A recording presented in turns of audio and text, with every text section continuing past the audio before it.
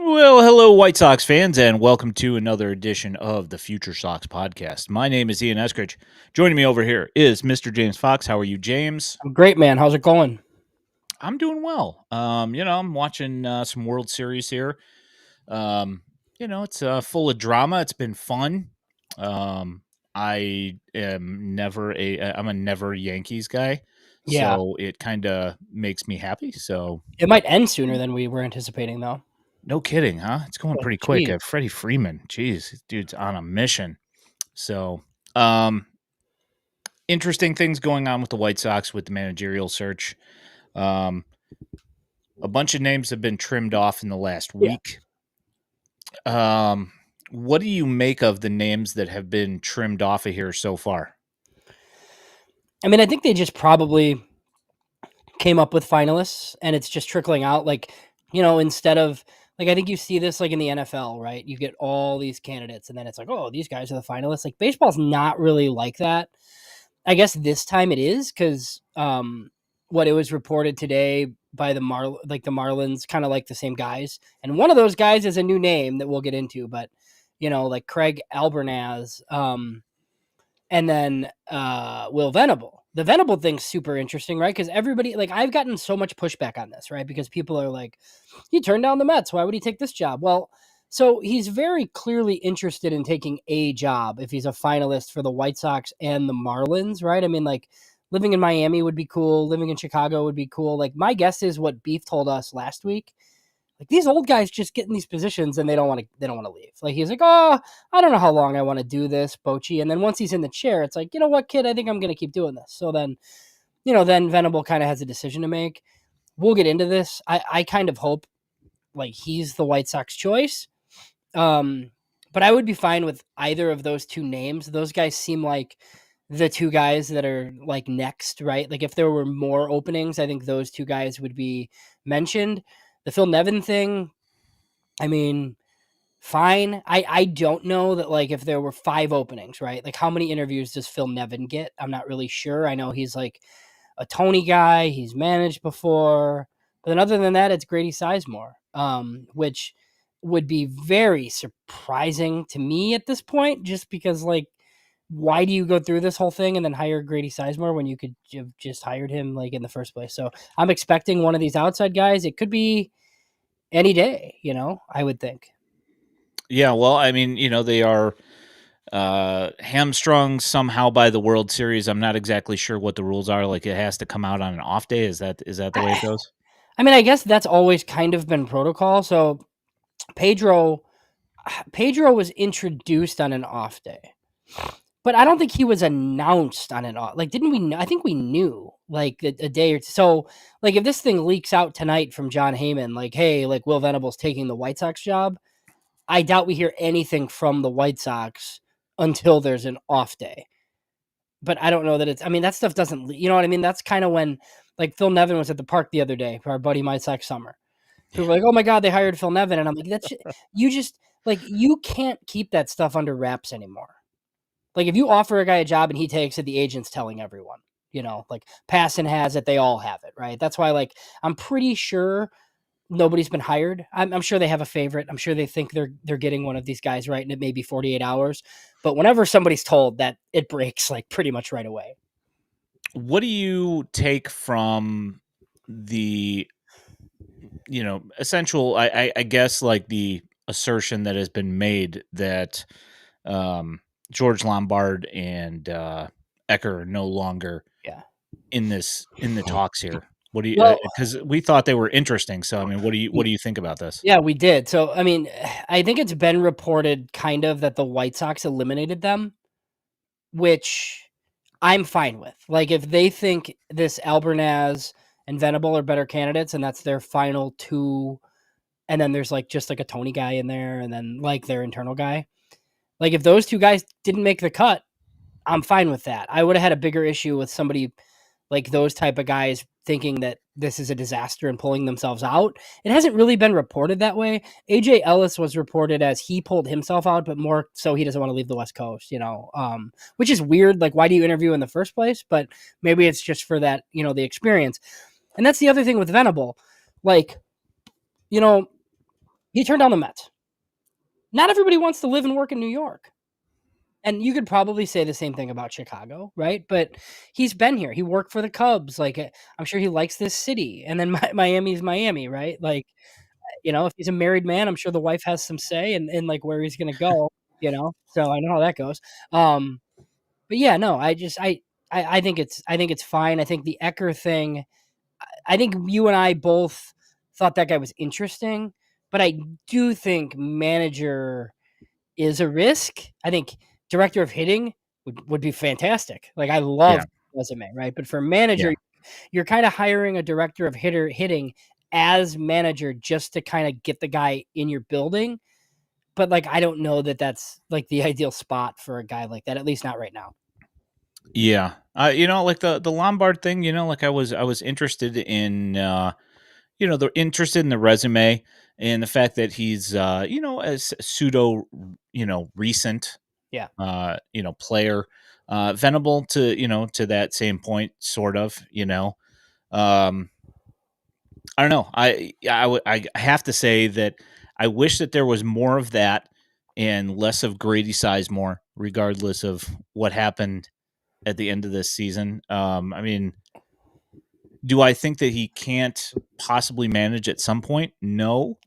I just think that it's pretty soon to be making that kind of a commitment to a guy who just took Yeah. over, and a major league coach, like, didn't even have like a real, to be honest, didn't have a real job with this coaching staff. So it seems kind of weird that he's kind of still being tossed in there, although I'm assuming that they're stringing him along because they don't want to, lose him, and that. He's probably the cheapest candidate. So that's the part that scares me a little bit. I know, like, Josh Nelson reported it, and look, it's just a thing. It's Jerry. He doesn't like paying managers, and like, I guess my thought is that like you're probably gonna have to pay Venable, not a ton, right? But he's not taking Pedro Grifol money. This is like a wanted guy, So you're probably gonna have to pay him. If I were him, I'd want 5 years. Like, I just would. I'd be like, yes, I will come to Chicago and manage your baseball team. But I want this, and this, right? And Yeah.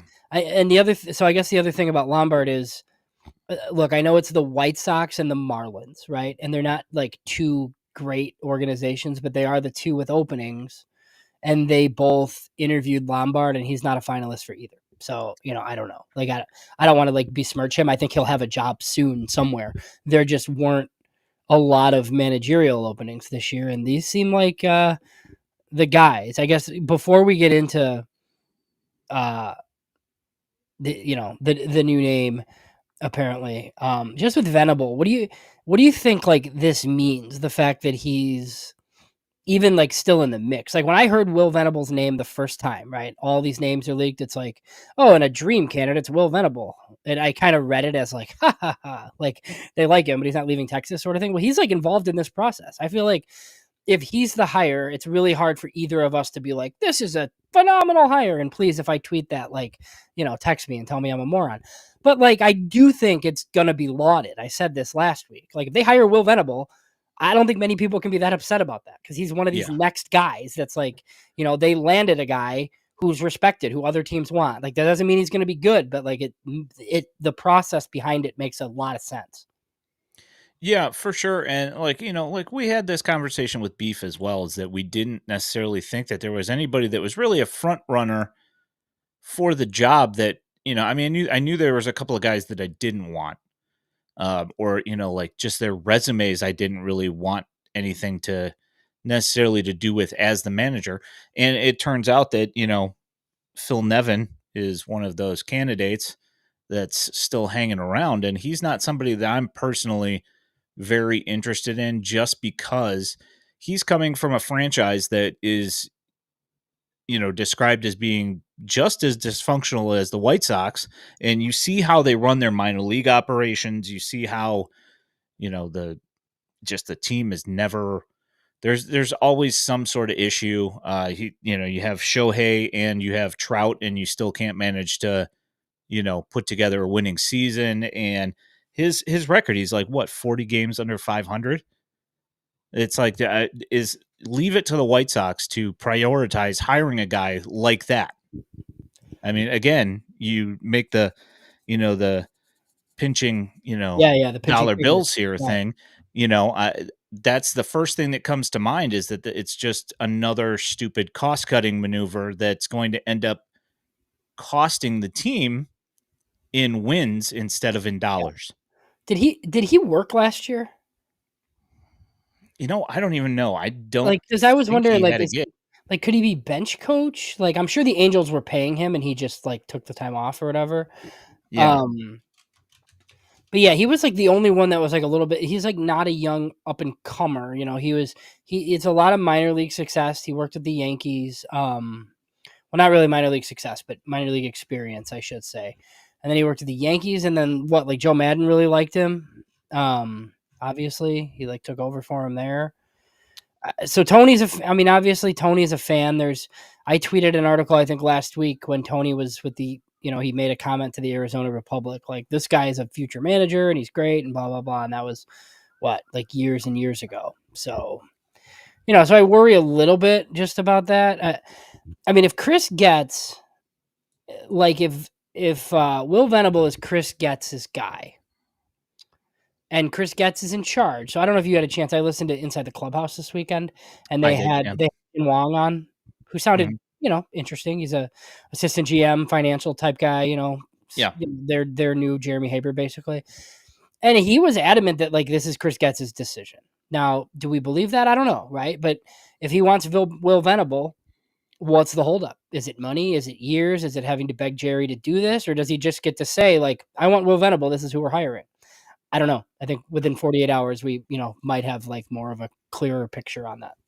Yeah, and it's always and with the White Sox and with Jerry, it's always a question of, yeah, it might be his decision, but at the end of the day, is he'll still hamstrung by payroll for a manager? I mean, is $1.5 million a year, is that going to be the breaking point that allows him to not get the what guy he really wants?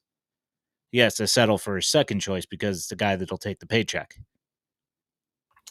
Yeah, I think it's happened before. I mean, it was very clearly like I think Pedro was their choice, but like he was like the lowest paid manager in the league, I think, right?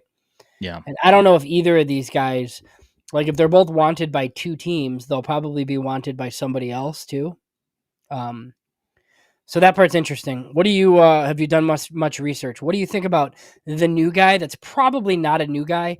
I'm sure he was on their list from the beginning, but just was announced like yesterday. Because you messaged me, you're like, "Oh, that's a new name." I don't know that it is. I just think we just heard about it somehow. I mean, I new to me in the fact that he's a candidate for the White Sox job. We've heard him being a candidate for the Marlins, and that so just like literally I just found out today when I saw a tweet that from Chuck Garfien saying Yeah. that he's one of the finalists, and I'm like, where did this come from? Like I Well, had so no idea that he even interviewed. Heyman tweeted it last night that Hmm. he was a hot candidate and he was involved in both places. And that's the first time that I had seen his name at all, like with the White Sox. Now I knew who he was in relation to like the Marlins search because so he was mentioned, Albernaz was just because of like his ties. So he has ties to their new GM, but he also has ties to Gabe Kapler from San Francisco, and Yeah. they're both in Miami together. So Albernaz was a 9-year minor leaguer for Tampa Bay, playing catcher like throughout their system. You've probably seen him play baseball before, and don't remember. But then he went on to the San Francisco Giants as like their catching coordinator and did a bunch of other stuff. So look, I'm sure like he worked closely, I'm sure, with Ethan Katz and Brian Bannister. And then he became the bench coach in Cleveland this year, with Stephen Vogt. So yeah, I mean, former catcher, that checks boxes, right? Like all these guys are Yeah, former of course. catchers, I feel like, Yeah. right? So that would be interesting. And I think we have the connect, like if all of a sudden like Craig Albernaz is their manager, I think it's another like recommendation from Brian Bannister, and I think Ethan Katz is probably safe. And I would have a tough time being upset about that hire. It's just not one that we really talked about. I just have to like trust them. Okay, you think this is the best guy? Cool. Like, let's go with it. I'd Yeah. prefer that to Phil Nevin or Grady Sizemore. My thoughts as well. I just prefer a guy that's a lot closer to the game, and that doesn't already have experience in dealing with his managerial experience being with something that's also a train wreck. And also, like we talked about this before stream, the game with the Yankees where they had a bunch of guys ejected for throwing it, for throwing at hitters and stuff, and just all sorts of weird stuff. I don't know. I mean, you could say, oh well, the Chicago guys, they love a fiery head coach, a fiery manager, whatever. That may or may Yeah. not be true. But I wanted to get to this really quick. Wolf asked earlier, is Tony really the shadow GM? And I kind of wanted to tie this in with the Skip Schumacher thing, which he was one of the early guys that was supposed to be Tony's guy, and he kind of dropped out of this whole thing super early. Do you think that he's just not going to manage this upcoming year because unless like maybe one of these playoff teams manages to shed themselves of Yeah. whoever's filling that vacancy or who's make a vacancy with that? Yeah. It seems like Schumacher's taking the year off. I also don't know that. Like, I think these other guys are probably going to be cheaper than Skip Schumacher would have been. I don't know. Like, I don't know if Getz like wants a first time man. Like, what Jin Wong made it seem like Getz really wants a partner, right? Which makes sense. Like, you think a guy that's managed before is Chris Getz's partner? I don't know. I think it does seem like people within the industry like Chris Getz more than White Sox fans like Chris Getz, right? Like, it seems like he's fairly well respected. People like him, whatever. So yeah, I think that's it. Is he the shadow GM or president? I really don't think so. I think he's around a lot. I think he talks to Jerry. I think he goes to minor league affiliates and looks at players. I think he offers Chris Getz advice. But I think it's like a sounding board for Chris Getz more so than I come in the room Kenny Williams style and make all the decisions. I really like. Does he Yeah. have some influence? Yeah, I'm sure. Like the old baseball guy in the corner, like Sage wisdom. yeah, like I'm sure he has some influence, but I don't think he's pulling all the. I just don't believe that he's pulling all. And I know like it's cynical, like others are like, oh, Tony's running the org anyway, and like I don't know. I just don't. If I believed it, I'd tell you I think so. I don't think so.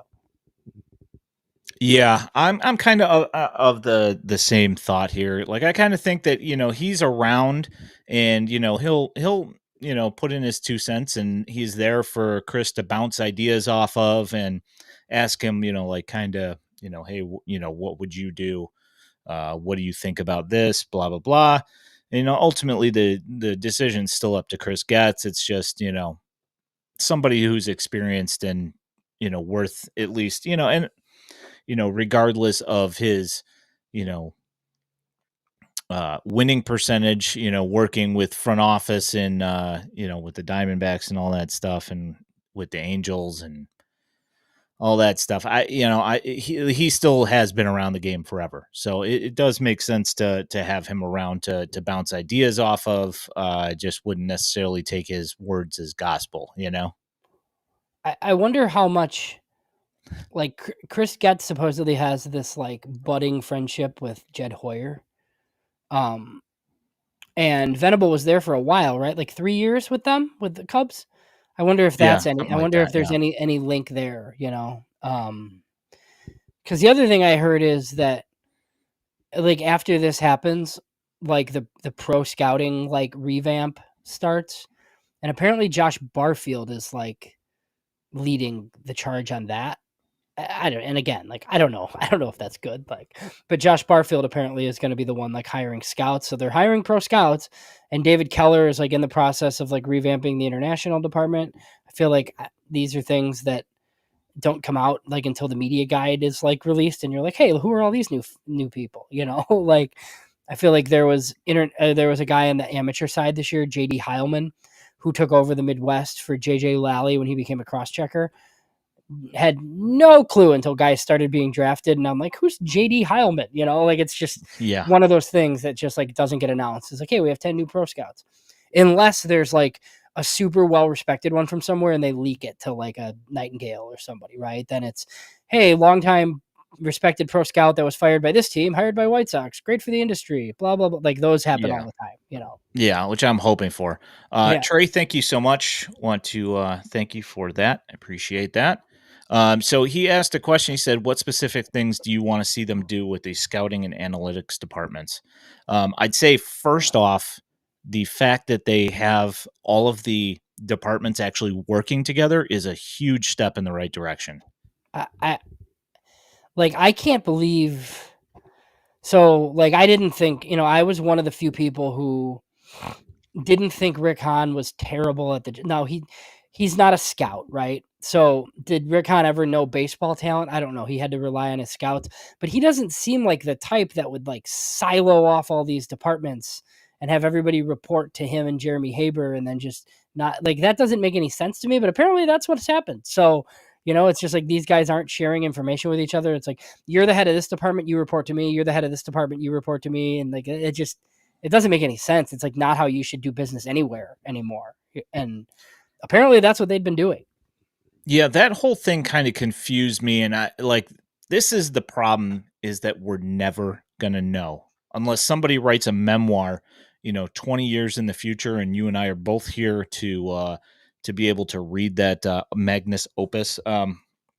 We just don't are never going to know whose decisions were what, and then I'm almost 100% certain that even if one of them did write a book, the other person would have some sort of snide retort from the other side saying that is absolutely not true, and it would still be muddled. So I don't really know. Yeah, I feel like it would always be jaded, right? Because like Jeremy Haber was like a Hahn guy, so anything that is Hahn's fault, he probably wouldn't write in there. And then I don't think Kenny wants anybody in his business, so it's not going to be Kenny. Maybe one of Kenny's sons could write it or something. Who knows? That would be interesting. Yeah, and it's possible. I would like to see them. We've talked about this a ton. Is getting a hitting guy and to retool that offensive approach for the entire organization. No, I mean, yeah, I think that was like one of our big things. I said international director and director of hitting. They did one of those things. So I hope this is just like one of those things that happens, that they're not. I mean, obviously, manager is at the forefront of things, and then as soon as the World Series ends, like they have options. I mean, it's not like they're going to be diving into free agency head first, but you have like the Moncada decision. You have like a lot of little logistical things that have to be done.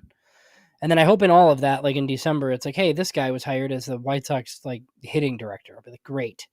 I don't even have to know anything about him. I just, want that to happen. Well, I kind of feel like Chris Getz has been quite open with how they've been running the business so far. So like how it used to be where we would find out, like 6 months on down the road when the media guy would come out, like you said, and there'd be new faces in there, and you'd be like, oh, look at, they hired this guy that does this position. Yeah. I have a feeling that we're going to find out a little bit sooner. Now, what difference that's going to make when it comes to the scouting, Yeah. whether it be pro, amateur, international, like how much of a difference is it going to make to me when I see these names? I don't know. Well, but you remember when he was hired, like it was like a couple weeks later or whatever, we got like the memo with the 3 names right away, right? It was like Barfield, Bannister, and his I always forget that guy's name, Gene Watson. Yes, Gene Watson. So for these though, like David Keller was brought on, and it's like whatever. He's like a special assistant, but he's running international ops. There was no like tweet or press release from the White Sox that was like, we hired David Keller as this, right? It was a Nightingale bomb, whatever, like in his column. and then spoke. The media asked him about it, and people got more information on it, right? So, like, if Nightingale never reports anything on David Keller, like, does Getz ever talk about it? I don't even know. You know what I mean? So, like, apparently there's already secret hires. Like, they've made analytics hires. Like, I tweeted out last week that they fired their longtime head of analytics, Matt Koenig. Like, he was fired weeks ago, and they brought in other people, and we don't know who any of them are. So, yeah, I don't know how transparent they're going to be. I don't know that they're like necessarily like hiding it. I just don't know that they're announcing any of these like tertiary hires that maybe they don't think Yeah. are that important, you know? Yeah, I'd say like the most important thing to me isn't their names. It's what positions they're filling and what kind of experience they got. You know, it's like once I find out these names, I'm just going to go digging, Yeah. you know, because I'm not going to know who the heck they are probably, Mhm. you know, so I'm going to have to go digging to find out exactly what I'm looking at. What do you think about calling the analytics department research and development instead of analytics? And I think I it's, think there's a purpose to it. yeah, I do too. And I think, I mean, even if it's only for optics, you know, just because of the, just the history of the White Sox farm system over the last 15 years, Yeah. where you don't feel like you're getting. I mean, they haven't gotten really anything but pitching, more or less. Right. So I think that has something to do with it. I think it also has like a business connotation to it. Obviously, Right. because that's like a something that a corporation does, and something that people that mean business. That's the kind of things Yeah. that they do. So I kind of think that has something to do with it as well. Do you think Jerry's more likely to approve research and development hires than analytic hires? Are they just like tricking? Are they just tricking this old man? Has Getz figured out how to do what Kenny and Rick couldn't? He's just like, I have the key. I know how to trick this guy into letting me spend his money. That's what we're going to do. We're going to change the verbiage. Yeah. And when we But change the verbiage, it will change the budget and we will get what we need. That's hopefully that's some sound planning here. We'll see though. You have anything else on the managers at all? no, I think they should like make a hire at some point. I think they will. I think whenever the World Series ends, I think we're gonna know. The one thing I would say at this point is if it's like Grady Sizemore somehow, what do you think? What do you think that means? That they just went cheap? Does it mean they like searched and talked to all these guys and Grady Sizemore's better? This is why I think it's unrealistic. Because I don't think you can argue like, oh, we talked to all these people and we had the guy in house all along. That's the best fit for this job. Like, he's just not as qualified as these other guys are. And you could say like, oh, he has 60 games managing in the big leagues, but like, no, like he was an intern outfield coach before that. And I'd love to have him on staff and keep him in the org. Like, that's fine. Like, great. Like, I hope he's around. Like, I, Yeah, I no, just, he's I just, as far as a guy, he's a great guy. yeah, But the thing is that he was making $15 an hour in the complex league last year. yeah. Bottom line. And also, like, I don't know if Albernaz, I don't know if he's Hispanic or not. But I think Will Venable, I think, is biracial, maybe. And not that this should like really matter, like be a thing, right? But it is something that Jerry Reinsdorf cares about. And if you recall, like at the deadline or whenever they fired all these coaches, they talked about like it wasn't lost on them that they like fired all the Hispanic coaches and like kept a bunch of white guys, and that like their hires down the road would reflect like, what they've typically done essentially. And baseball was like, okay, fine. So I don't know. I don't know if that matters at all, but Yeah, I don't know if I don't know what that's going to be a discussion for if that kind of thing happens, which I hope is not an issue. I mean, I know that this has been a conversation a couple of times, with the hiring practices and the White yeah. Sox skirting things around, Yeah. Trace using what's that? Trey says Albernaz is a white guy. So Will Venable it is, baby. He is, yes. Yes, Albernaz is a white guy with big teeth. Uh Yeah. I saw that picture too. Yeah. Yeah. So I wanted to, That's the stock photo going around. It's not great. yeah, I wanted to bring this up because you've had this conversation. We had this conversation before we came on air. I've seen you have this conversation on Twitter. Um, the White Sox have said that they are going to crank out a CHSN app.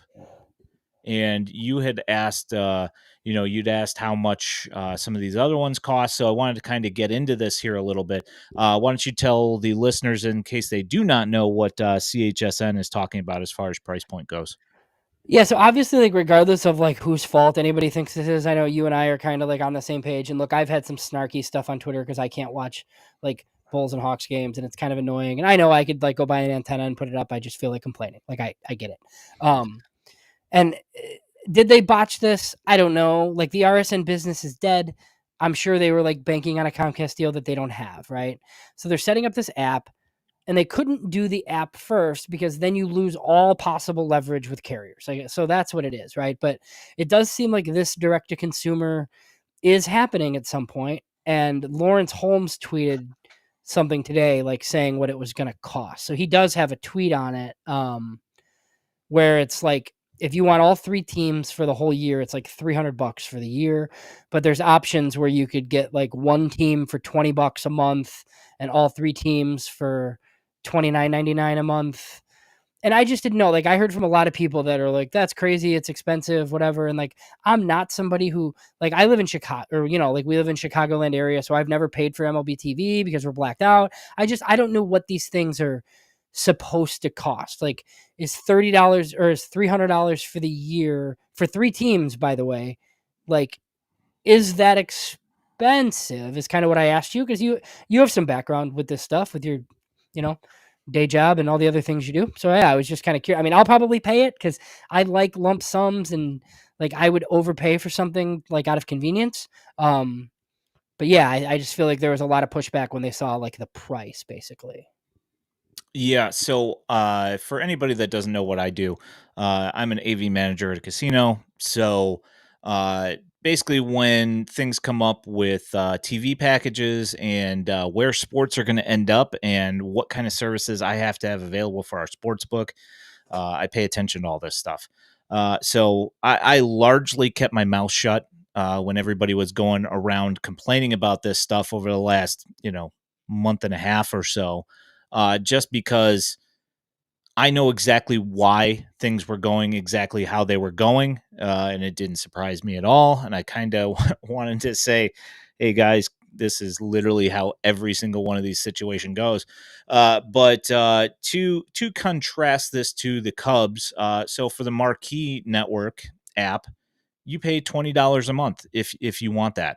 Uh, I'm not saying that like I wouldn't pay $20 a month for it, but then again, like we get it for on DirecTV. But you know, they have one team on Marquee Network. The CHSN app is going to have three. So right there, that gives you more value. There's a lot more content to pull from. Not to mention, I'm sure that there will be like all sorts of interesting interesting other things. Like yesterday, they were playing Charlotte Knights games like all night last night on CHSN. So I mean, there's there is interesting stuff on there, especially if you are a White Sox fan. It makes sense to have that. We talked about Fubo as well, which is the other place that they have a deal. Now that is way more expensive. You can get like little things from their plan. So I don't know exactly how much CHSN for Fubo Fubo, costs, yeah. but Well, and I know like what CHSN is trying to like, push back a little bit, and some of the tweets are kind of dumb, but like they said, oh, if you have YouTube TV or Hulu, like switch over to DirecTV Stream. And that's the thing. Like, I think my YouTube TV is more than it's ever been, obviously, and it's not going to get any cheaper. It's like $72.99 a month, I think. But I mean, DirecTV Stream's like $100. So like, why, like I don't see people spending an extra $25 a month just to get DirecTV Stream. Like instead, like you could just keep your cable set up and pay for the app instead. I mean, especially like if you're only White Sox, like if you don't care about the Bulls or Blackhawks, I think $20 a month to watch the Sox is not totally crazy. The other good part about that is you get pre and post game. So I know a lot of people who stream the games, but you can't stream pre and post game. Like you're just, you know what I mean? Like you go to all these sites and look, I've streamed like boxing or whatever. Don't tell anybody. But like people that do this every night, right? You can't get Ozzy and Chuck. I don't think. I mean, I didn't think so. That's I guess like another perk. Like It if ends that's like it yeah. ends like 5 minutes after the So if broadcast that's usually. part of your experience, right? I don't watch a ton of pre, and I usually don't watch post unless something like happened that I feel like I need to see, right? Especially when they're bad. But I mean, I think it's a big part for people. I think a lot of people like watch every night and watch pre and post game every night. And it's just like their thing. So, you know, if they don't want to put an antenna on their house and they don't want to pay extra for Comcast, this, you know, the app is going to be here for you.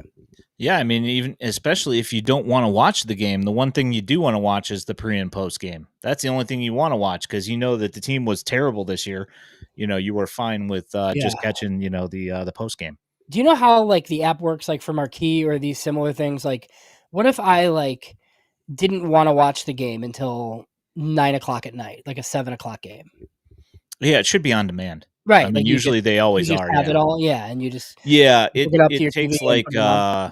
it usually takes like roughly about like an hour to 2 hours for them to you know, to upload the game and have it ready for streaming Right. for Okay. everybody. But yeah, usually it's within, you know, like a little while. And actually, a lot of the time, if you pause the game, Yeah. you can just rewind it From where you were. Yeah. Or whatever. from Yeah. where you were, and as long as you know have the app, you know, like live in the background or whatever, Mhm. you can just rewind and not lose where you were.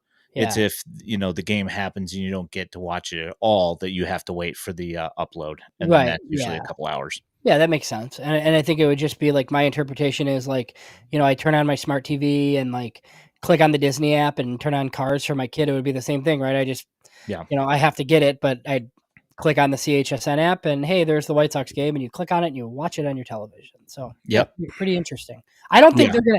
I don't like think they're gonna make very much money off of this. So that's a topic for like a future show is just like how much money these teams were making off their RSNs and how it dictated payroll. And I think a lot of payrolls are about to be cut because of this, you know, and it's, I you know, had this exact same thought earlier this week, and I was actually wondering the same thing.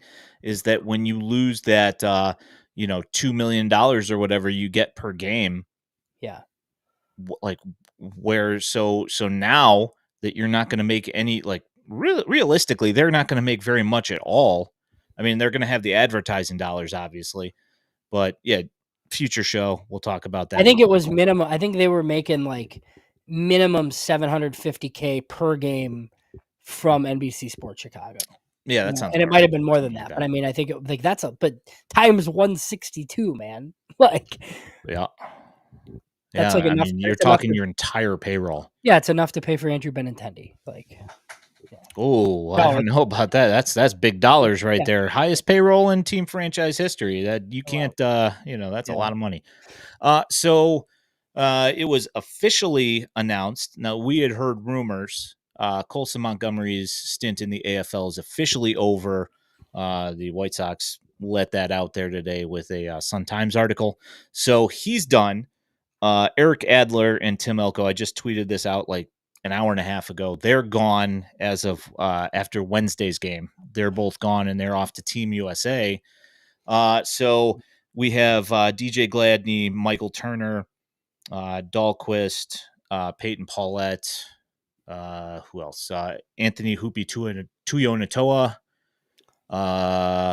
and Grant Taylor. yeah. That's who we have left.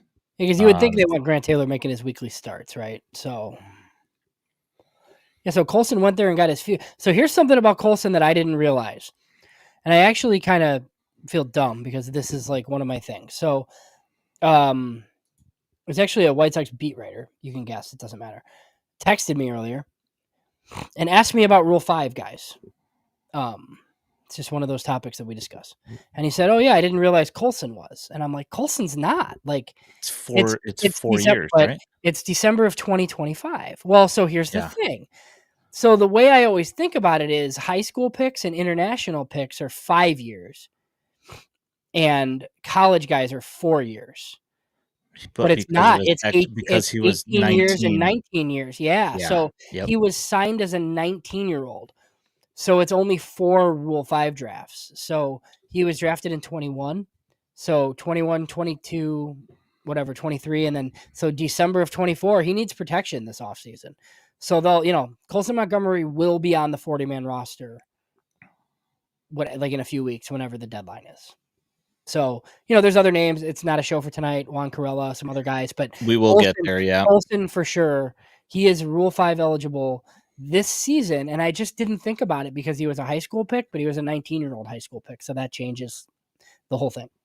Yeah, and also, I mean, this might even be a conversation that we might be having over, like, in like 2 weeks because, after the World Series is over, all of the, position like, all the, minor league guys that have the ability to, elect free agency, they're all gonna do it. I mean, a couple guys have done it so far, Rafael Ortega and a couple of other guys. Yeah, I think the vets Um, can, yeah. yeah, the vets can, but, like, I think as soon as the World Series is over, that's when we're really gonna start to see some churning down in the minor leagues. We'll find out what's going on, who they're gonna have to protect, who they can let go, It's we'll have a lot to go, coming up here, but, What do you think the AFL changes for him, just as far as, like, when he's up, if they should feel he's any more ready than before? That, I guess, combined with the 6-week stretch in Charlotte. Because obviously, look, like, the AFL is a launching pad. But he kind of looked like his old self. The power was there. He was hitting it to the opposite field. It's a lot of walks, less strikeouts. We heard conflicting reports on, like, Keith Law kind of said he looked stiff and not very good, but then obviously, like, Paul Janisch was like, we're very impressed with what he's done at shortstop. So, like, he's going to be the White Sox shortstop in 2025. I just don't know if that means, like, at the beginning or, essentially what that entails. yeah, I kinda think that, as far as, like, 2025 goes, if you see him come out and look, yeah, put together the kind of at bats that he's been doing here in the fall league and the last couple of weeks at AAA, I kind of imagine that we'll probably end up seeing him around June or so. Um, because I don't think they're going to put him, there to start the year. We had this conversation with Jim Yeah. Callis where he said he has to earn it. I'm kind of right there with him. So I think that being at that disadvantage, I don't think that he's going to win Rookie of the Year. So even if he was, he would have to have a really, really solid like 3-4 months to get the extra pick. So I kind of think that they're going to take their time with it because it doesn't make a whole lot of sense to push him super early. Yeah, and the pick thing doesn't have to be opening day, but it's soon. I don't know when what holiday came up this year. He was still eligible. So I don't know if it's like 2 weeks or if it's like a month, Yeah, I don't 6 weeks, I don't but there is a does it date. So, matter? yeah, so you're supposed to, like, the Rookie of the Year thing is you're supposed to start the year in the majors, but it's not really true because there's like a date. It's basically like a full service time year, Oh, I okay. think is what it is. So Okay. yeah. So it's I it's a thought bit. as long as they won Rookie of the Year, which I mean, obviously, if there was a guy that was there from the beginning No. of the year that had a great year the entire Mhm. year, he's going to win Rookie of the Year over the guy who's just there Right. for 3 So no, months. So, it's that you have to be on 2 of, like, their 3 designated top 100 lists, and you have to basically spend the whole year in the majors because that was like it was like it's a way to incentivize teams to not hold guys back, basically. oh, Yeah. So yeah, Skeens is eligible, but I don't know that he's eligible for the pick for the huh. Pirates. Is what I'm Now, saying. see, now I'm I'd going have to to have to look I'd this. have to look and see. Well, if you look and see what time, um, what's his face from the Orioles came up, It was like holiday? the day before the Well, thing. yeah, but Like, he came up and then he got sent back down, yeah, so it was because he kinda was like right, it was yeah, not gonna be a thing. Yeah. it's a weird situation with him. Just quick, updates on, some of the prospects. Elko is, he did not hit very well this last week. He had some good hits, timing wise. Um, and he played a good defense, but he had some walks, but his batting average wasn't great. I think I was something like 150 or something like that. But he did, he comes up with those big clutch hits. Colson Montgomery hit 2 home runs in the last week. DJ Gladney just hit his first home run, and if you haven't seen that, you hop on our Twitter and go ahead and take a look at that. It was the camera angles are terrible because it's the Yeah. Arizona Fall League, but he ended up hitting it about 470 feet at 117 miles an hour. He absolutely crushed it. There's been some good pitching here and there. It's the Arizona Fall League, so it's kind Yeah, of hit or miss down there. So it you is, know, yeah, the no matter pitching's rough. what, yeah, no matter what, guys are going to hit home runs, and like that's just kind of the way it goes. But Just hit the ball in you know, the yeah. yep. How much stock should we actually put in Colson's last 2 months? That's a. I don't think that we should necessarily, if you're talking about Charlotte. I mean, I guess if you're talking about Charlotte in the AFL, the AFL, he put together some good at bats. I kind of feel like he's getting a little bit more comfortability with the strike zone and knowing when to let a pitch go by and when to offer at it. I think Yeah. that there's some maturity going on there. Yeah, Giannis, like, seemed to think that he very much was, like, trying to do, like, too much early, and then he just tailspinned and couldn't get out of it, essentially, and just now, people talked about a slow bat, and there's all that stuff, right? But he did figure it out down the stretch. I think they think he's gonna be their shortstop soon. So, whatever. We'll see. And look, I'd rather watch Colson Montgomery for 120 games than Jacob Amaya. So Well, I will say this, and this is something that's been kind of forgotten by anybody that covers the AFL, is that last year Colson said that he was there to do damage and that he was there to impact the baseball yeah, and that he wanted to go out there and basically murder baseballs. And so he was swinging at everything. He was trying to be more aggressive, and it ended up backfiring on him. And he did get the Fall Stars All Star Award, or MVP. But it seems that approach carried into the first half of the season this year in AAA, yeah, which obviously negatively impacted his stats. And it's kind of one of those things that, like I was thinking about this a couple of days ago, and I was just like, like I hear all the guys that are talking about the AFL last year, talking about how, even when we talked to Welsh, that he's like, oh yeah, you had a terrible year last year in the AFL. And I was like, yeah, because he was going out there trying to murder baseballs. yeah. He was like not in And stock at all. Yeah, yeah, and it's not mentioned by anybody. He said that he went out there with the intention of being aggressive, and he was. But the unfortunate thing is that it wasn't like a thing that he could turn off like a light switch when he went to Charlotte this year. right. And he kept on doing the same thing, and that kind of manifested itself in his stats this year. So I just wanted to throw that out there. Well, it was weird too because it's not like I don't know that anybody was ever like, oh, he's too passive. Like he moved up to like the 8th ranked prospect in baseball, which I think both of us kind of feel like that was always too high, and now he's kind of settled into his rightful spot in the like 20 to 40 range probably. Um, but I mean, it's weird. I just don't know. Like, I don't know who told him like go there and start launching. Like it just doesn't really make any sense. But My kid is screaming downstairs after just watching what Stanton, Trey is yeah, talking about. Giancarlo Stanton, who I always call Mike because his yeah, name was Mike when he it was first Mike came up. Stanton. Yeah, he's Mike Stanton, looking like Grandal rounding third. If you did not see the third out to close the fourth inning right here, pretty funny.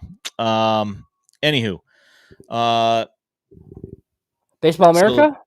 Baseball America. Let's talk about the Baseball America draft report card that came out today. Our friend Carlos Collazo from Baseball America put out the White Sox report card, Yeah, and it's so kind of interesting. yeah, a little bit. One guy was mentioned a lot. He But was. best pure hitter, if I would have asked you this, would you have guessed this guy?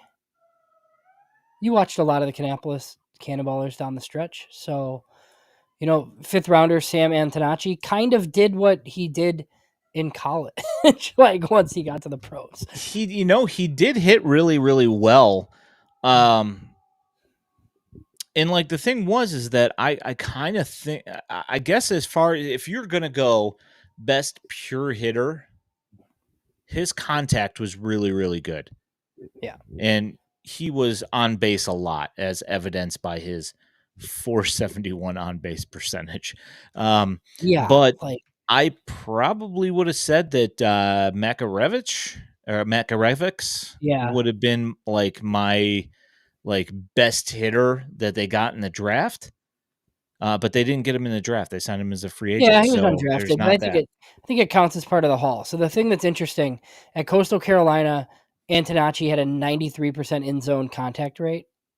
And with Low A Kannapolis, he had a 92.4% in zone contact rate. So, he swung and missed like 11% of the time, which is fine. You mentioned it at 471 on base. He doesn't seem like he's going to be much of a power hitter. Now, he hit some homers like at junior college when he was like the junior college player of the year before or whatever, but it just doesn't seem like this is going to be like a huge part of his game. So, but he is somebody who will have Birmingham in his future soon. I don't really know what sending this guy to Winston really does. I mean, he'll go there to start, I'm sure, but I don't anticipate being there long. Oh, and then Ooh. Clutch asks a great question in Ooh. the comments here. Yeah, the only reason I would say that you would send him to Winston is because of the question that Clutch just asked, which is who's a better prospect, Antonacci or Riku? And I would say that you don't send Antonacci to Birmingham right off the bat because you have guys in Birmingham that are probably still going to be there at the beginning of the year next year. Well, I wonder what they want each guy to play, right? Like Riku's defense is not very good at second. It needs help. And Yeah. Antonacci is probably a second baseman, but I think he played quite a bit of third for the Ballers. Like, so I think he's like, it seems like another utility profile, but it's a guy that can really hit. But I don't think that was the most exciting part. Like, the thing that's interesting, like, we know nothing about Caleb Bonham other than what guys like Chris Welsh tell us and other people that have like been out on the backfields, but they gave Caleb Bonham best power and fastest runner. And then best athlete as well, which I guess when you pay a high school kid $3 million at 43, like that, Better be quick. that stuff should be true, I guess, but it's just, it's good to hear. I'll be very curious. That'll be one of the, for me, I'll be very curious just how much time he spends in Arizona to start the 2025 season. Yeah, no, I'm curious about that as well. I'd also like to throw out another addition to the fastest runner, which is TJ McCants, who Oh yeah, he's mentioned. Yes. who's also mentioned as fastest runner. He is started out at Ole Miss and then he transferred to Alabama, and he's also pretty quick as well. So There was, I'm really a lot on Hagen, obviously. Like, yeah. best fastball, best secondary. Yeah, which is hilarious. If you guys don't have Baseball America, says 270 grade pitches from the left side makes you 5th overall pick in the draft. That's what Smith has between his fastball and a hard mid 80s swing and miss slide. So he gets both best fastball and best secondary pitch. Yeah. Just nasty. Speaking of guys that move quickly, you saw this guy. I know you're a fan of Aaron Combs. So didn't allow an earned run in 6 relief appearances in 7.2 innings. He struck out 13, walked 4. He averaged 95 with a fastball that got up to 97. I guess, I don't know. I didn't really realize that this guy had some of the high leverage upside that it seems like he has, because Tennessee used him all over. They didn't really use him as a closer. He kind of came in as a fireman. I feel where He he would closed. come in sometimes and throw 3 innings though. I thought.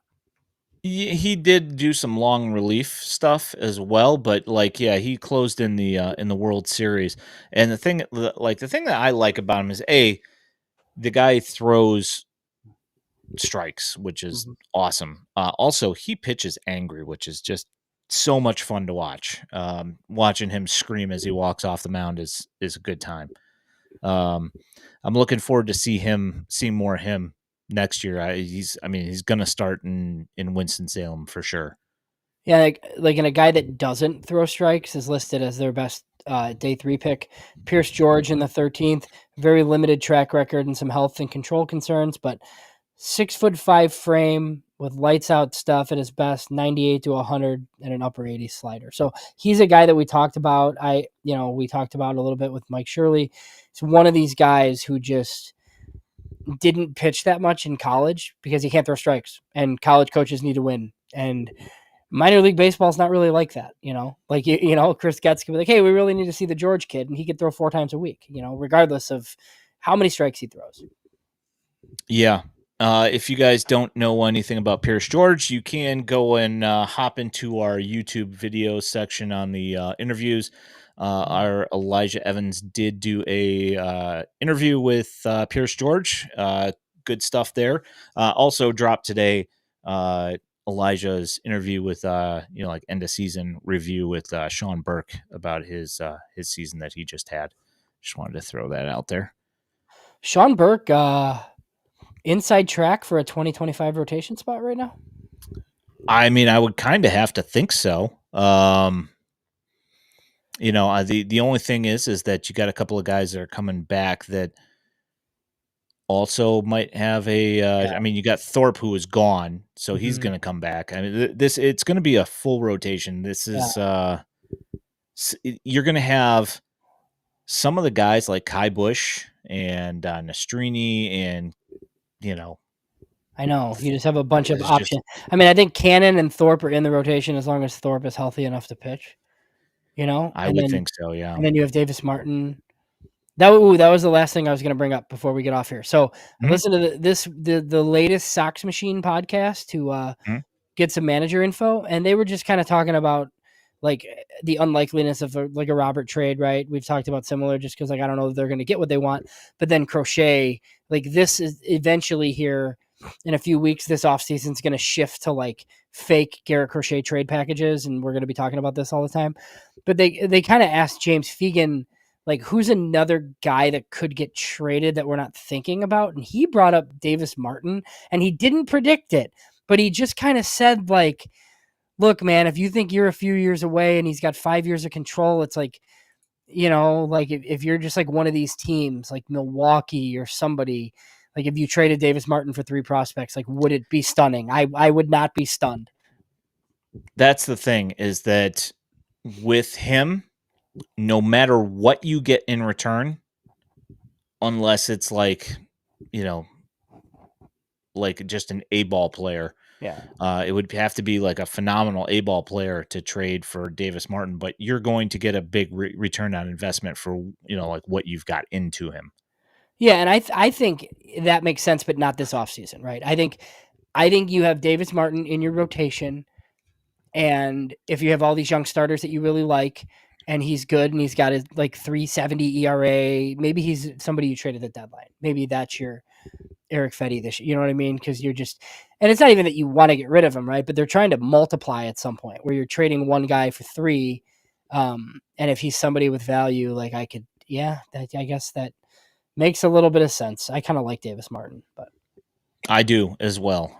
He is, I've been following that guy for a long time, putting his highlight reels up on Twitter for years now. Ooh, Favorite player currently on the White Sox? Andrew Vaughn. Oh, Andre Vaughn.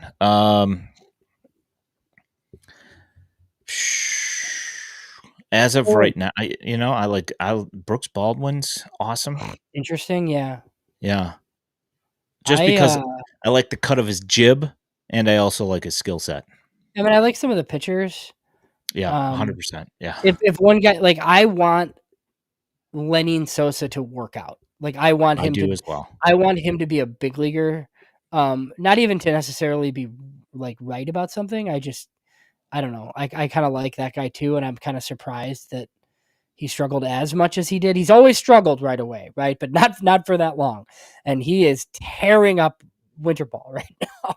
So Yeah, so that kind of I've always said the guy's got the talent. It's just he needs some time to get comfortable, and we'll see what happens.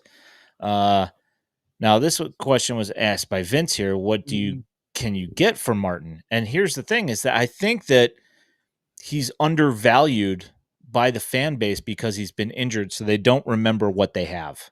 for sure. Yeah, I would agree. I think you need kind of a lot. Obviously this was like a win now trade, the Samardzija trade. But is he that much different than Chris Bassett was when they traded him? No, No, I mean, no, right? It was 5 years of control with like a guy that's a number 4 starter that could pitch like a number 2 starter at times. Yeah, I just, I think that's one of the more valuable guys that they have on their team. yeah, I think so. And the issue coming is that we've just got so much pitching is that I feel like they kind of have to get rid of somebody. And I don't know, is it going to be Martin? Are they going to deal from the system and keep the guys that are, on the major league roster? I mean, obviously we think Crochet is going to go, but like Yeah, what are they going to do with a Martin? Um, with a Cannon when they, like a Kai Bush, they feel they've got so many options to fill, five right, five right. spots. So Exactly. And does it make more sense to like trade Martin for 3 prospects to make room for Mason Adams or trade Mason Adams for something? You know what I mean? Like yeah, that's where I just kind of feel like it could end up being Martin that goes. that hurts me, but yeah, Well, I hear you. that's just the name that I used, but I mean, Yeah. they don't have room for all these guys. So, No, I 100% agree. I just don't, personally, I don't want to like Mason's my guy, but yeah. yeah, I hear what you're saying. You got anything else this week? Nothing of import. No, and we'll Uh, do so I'm done, full disclosure, so we could go back to Sunday nights next week. Sounds good. But I don't know.